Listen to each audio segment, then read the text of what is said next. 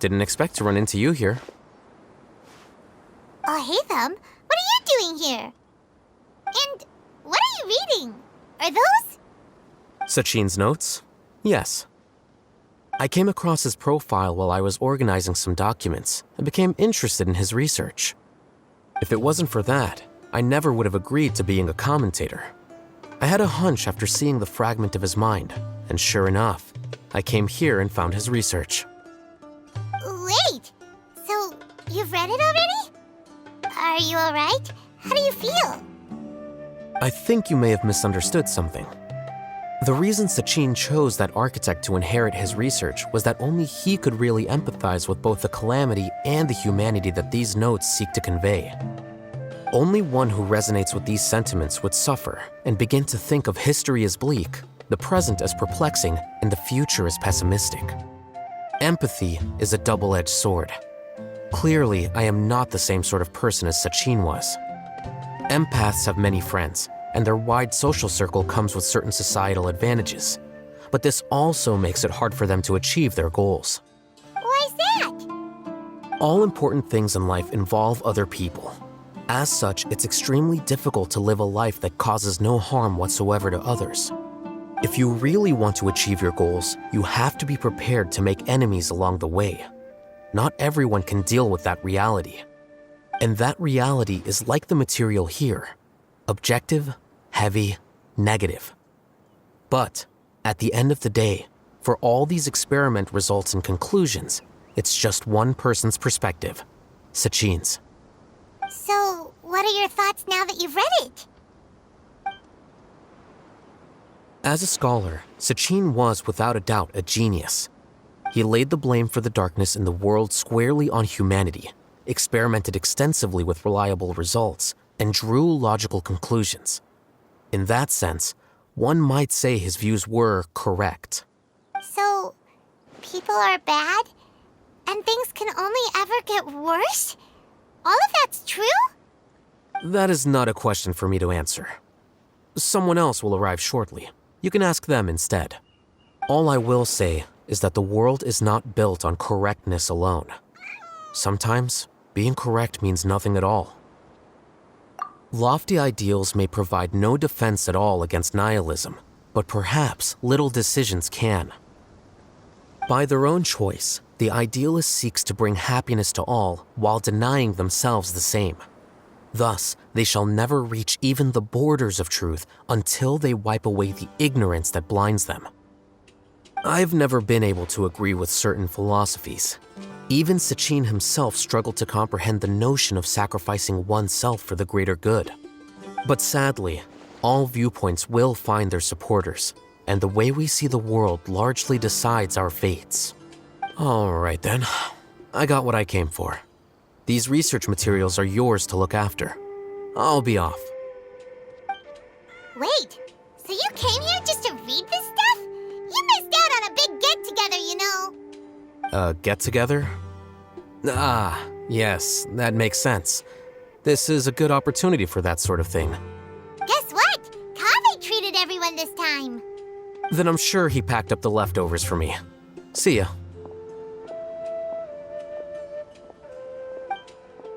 And there he goes. Well, it seems like he really wasn't affected by this research. He said that someone else would answer our questions. Who do you think that'll be?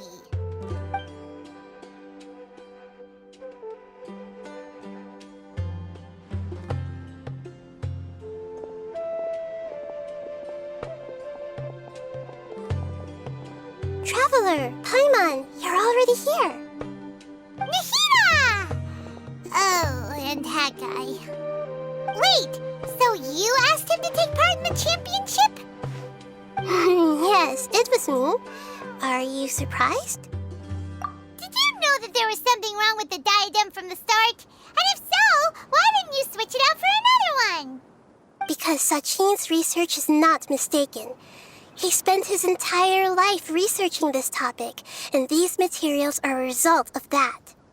These are the crystallization of his wisdom. Yes, I was worried that the material might cause some disruption, but I didn't want to wipe away all his hard work searching for the truth. So instead, I had Hat Guy here help me keep an eye on things. Seriously? I think you can stop calling me that now. Why? Don't you like it? Well, anyway, if Sachin's chosen successor hadn't been able to handle his research, or if it had brought pain to more people, he would have intervened at a suitable moment. And after all that, the person Sachin chose turned his nose up at his life's work. Pretty hilarious.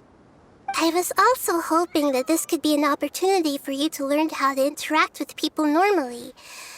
But it looks like that didn't work out. That wasn't necessary. I'm still paying you back for your help. And the last thing I need is more reasons to be indebted to you. Maida, what did you mean by Sachin's research is not mistaken? Does that mean that you approve of his research? Put it this way instead. Truth to me is like a shroom boar. Some people only see the mushroom on the shroom boar's back, and they conclude that the shroom boar is a mushroom. Others see only the shroom boar's body, and they declare that the shroom boar is a boar. Still others look deeper inside, and determine that the shroom boar is meat. These conclusions are all correct in their own way, but none of them objectively describe the shroom boar. Paimon kinda gets it, but also not really. The world is the same way. No one, not even I included, can understand it in its entirety. All of us are somewhere on the path toward truth. Within the confines of our limited knowledge, some may blindly believe in the beauty of this world, and others may focus only on its evils. In truth, the most important thing isn't what state the world is in now, but what people hope it will become. But of course, I don't mean that as a criticism or a call to action. Ultimately, my duty as the God of Wisdom is to guide every form of wisdom to a place where it can find its purpose. That was a long speech. So what are you actually going to do with these research materials? Because Kaveh, as the successor of this research, does not wish to see these ideas disseminated, I will seal it up. But even though Sachin's research could be considered negative wisdom, it is still a building block of the truth. If someone wishes to follow in his footsteps in the future, I will not stop them. I also look forward to the day that a member of the Vahumana Darshan can not only comprehend his theories, but also find a way out from the despair as well. Vahumana doesn't have that kind of talent. Wait, you're not intending to keep me in Vahumana long term, are you? I don't remember signing up to become a scholar. Don't you think I'm useful enough to you as a prisoner? Oh boy, here we go again. You think so? Well, to that, I would say that in Sumeru, even prisoners have a right to an education. I hope that your studies in Vahumana will help you deal with your own fate and learn how best to settle old debts from your past. I will review your final thesis myself. I'm expecting great things from you, Mr. Hat Guy.